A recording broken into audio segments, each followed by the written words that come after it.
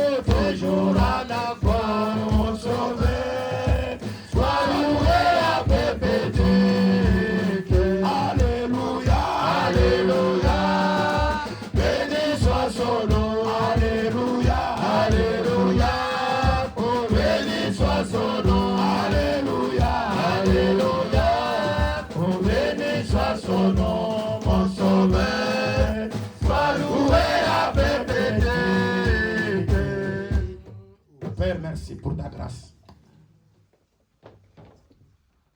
Avant que nous t'aimions, toi tu nous as aimés. Vérité. Et dans ton amour, tu nous as rachetés. Nous sommes le produit de ton amour. Nous existons parce que tu nous as aimés. Amen. Sans toi, nous ne pouvons rien faire. Vérité. C'est pourquoi nous croyons que dans nos afflictions, toi tu es un réconfort, un secours qui ne manque jamais les jours de la détresse. Amen. Merci Seigneur pour ta grâce. Et merci pour ton amour infini.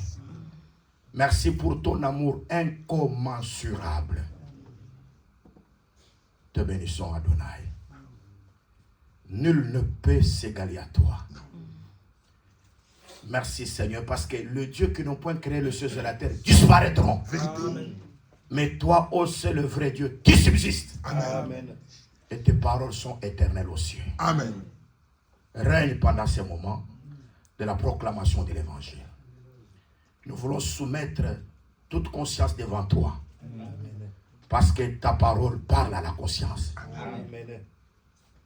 Vivifie-nous et donne-nous la joie. Amen.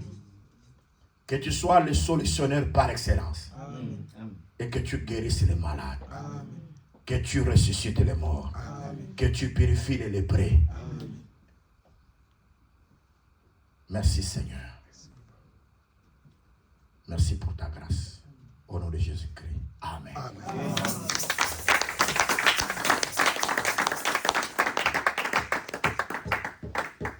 Bien-aimé Herman, Luc chapitre 11.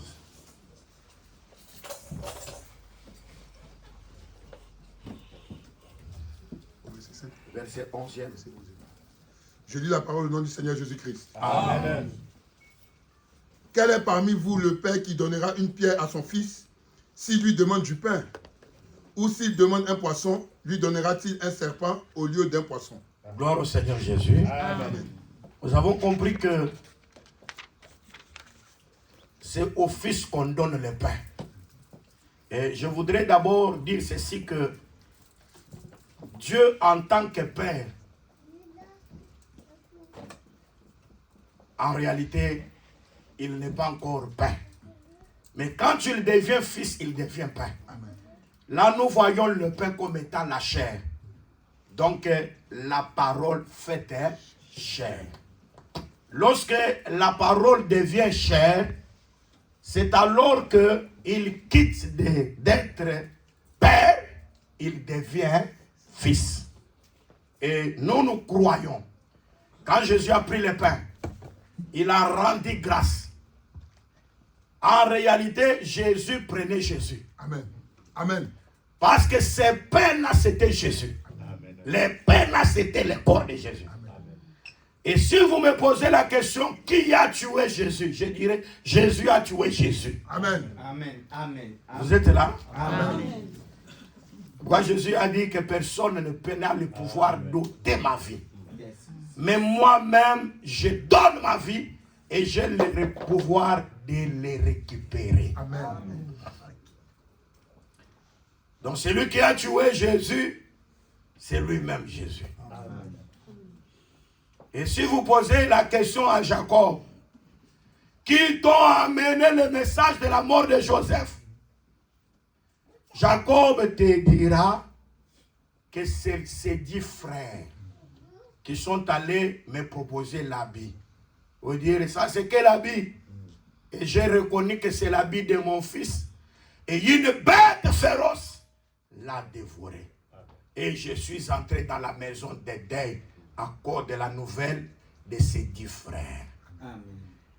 Et pose aussi la question à Jacob, qui sont venus te dire encore que Joseph vit encore.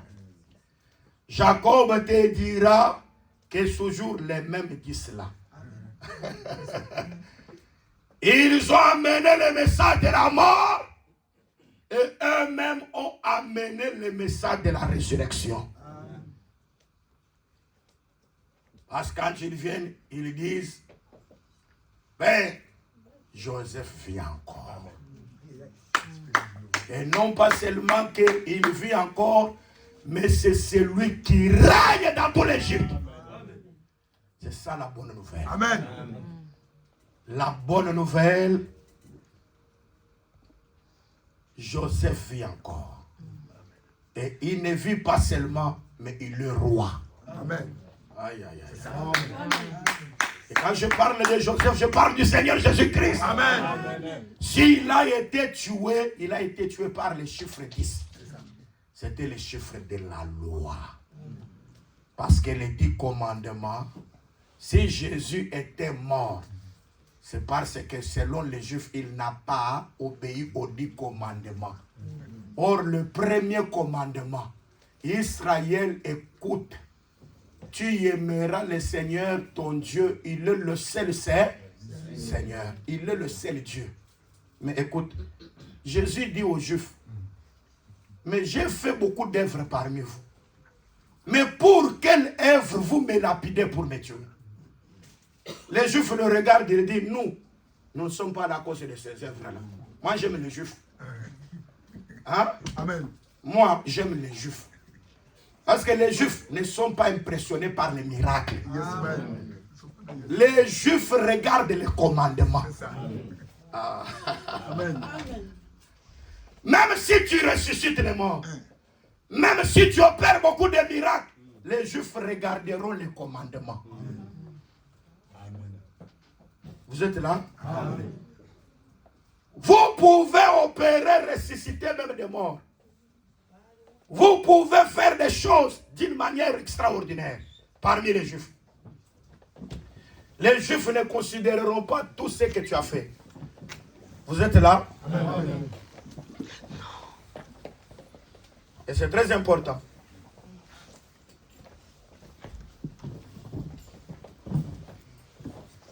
Je répète, vous êtes là? Amen. Amen. Vous aussi, vous aimez les Juifs. Amen. Vous aimez Israël. Amen. Ah oui, Paul nous a donné ces conseils-là. Que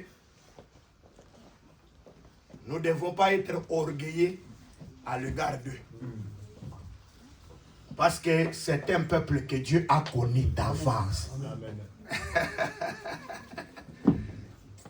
Vous êtes là? N'haïssez pas Israël. Hein? Oui. Même s'ils sont dans les conflits avec les autres. Oh, vous voyez, Israël c'est un peuple mauvais. Regardez, ils sont avec les Américains. Ils veulent les tuer. N'haïssez pas.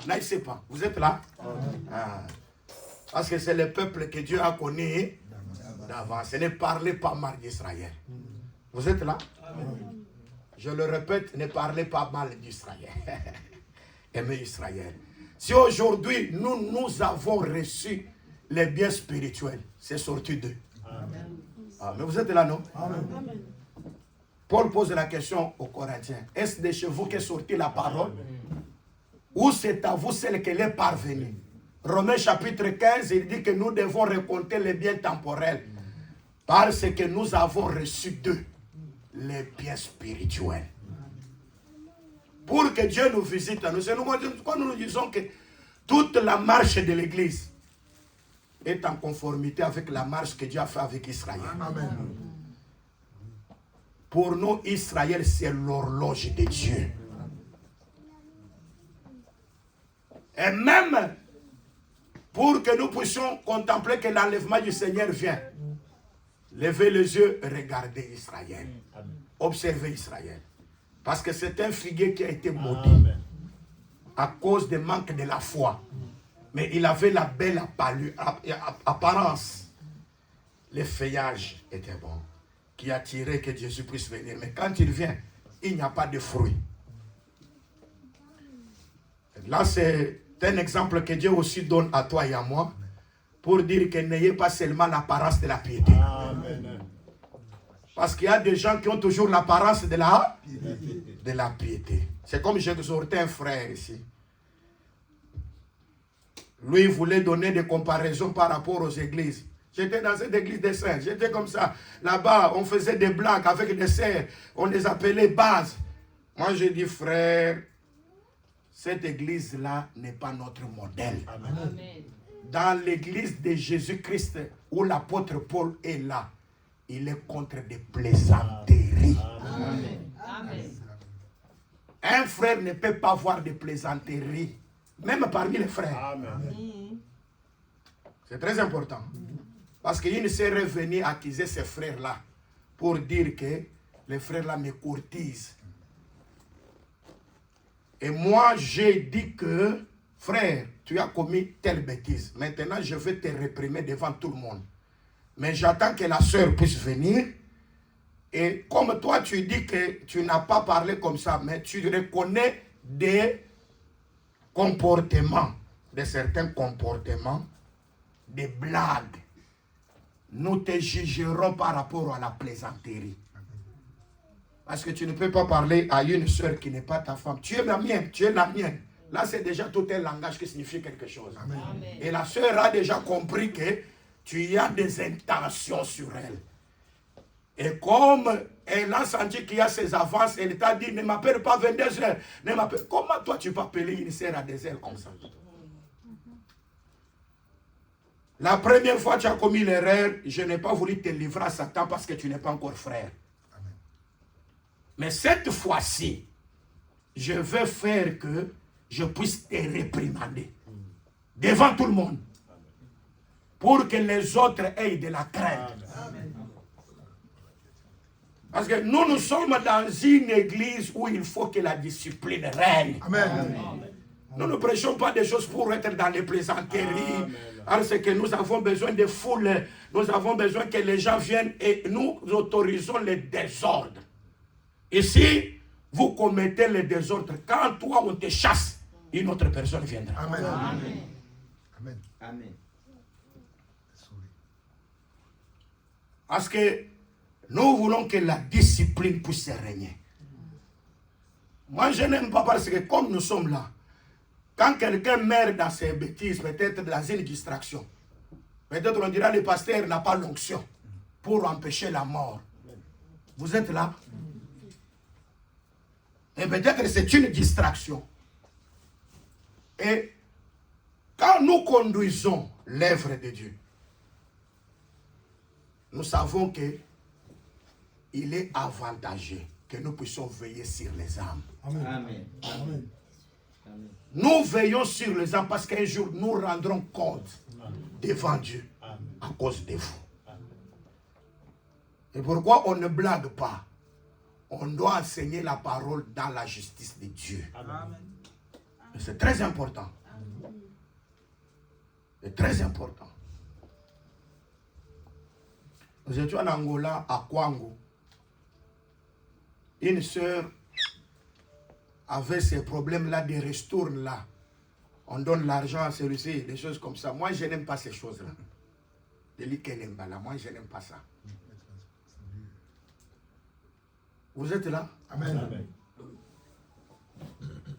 Alors, du coup, quand on a donné à la sœur là, son argent, c'était le capital fonds de commerce qu'elle avait. Et une personne est venue voler ça.